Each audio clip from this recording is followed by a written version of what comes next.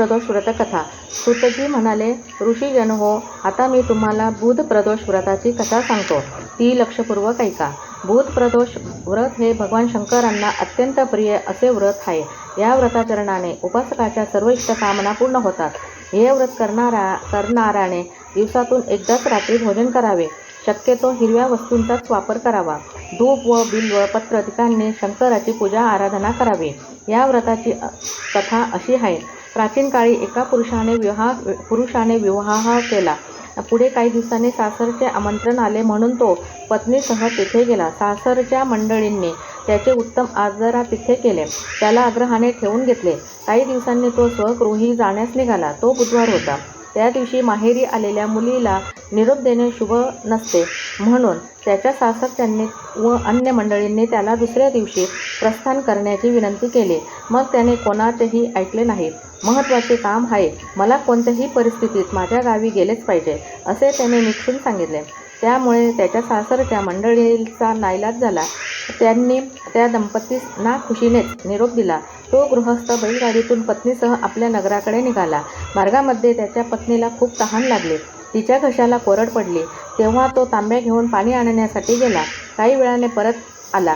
तेव्हा समोरचे दृश्य पाहून त्याला मोठे आश्चर्य वाटले व रागही आला. कारण त्याची पत्नी दुसऱ्या पुरुषाने आणलेले पाणी पिऊन त्याच्याशी हसत खेळत गप्पा मारीत होती. त्याच्या तळपायाची आग मस्तकात गेली. पत्नीला जाब विचारण्यासाठी तो ताडताड पावले टाकीत बैलगाडीपाशी गेला. तेव्हा आपली पत्नी हुबेहूब आपल्यासारख्याच दिसणाऱ्या अन्य पुरुषाशी बोलत आहे.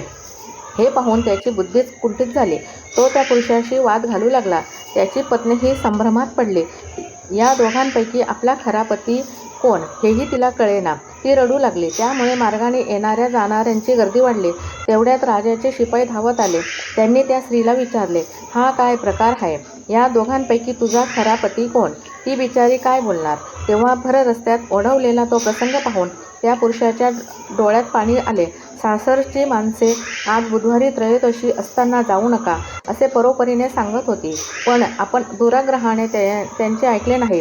त्याचेच हे फळ आहे. या विचाराने तो पश्चाताप करू लागला.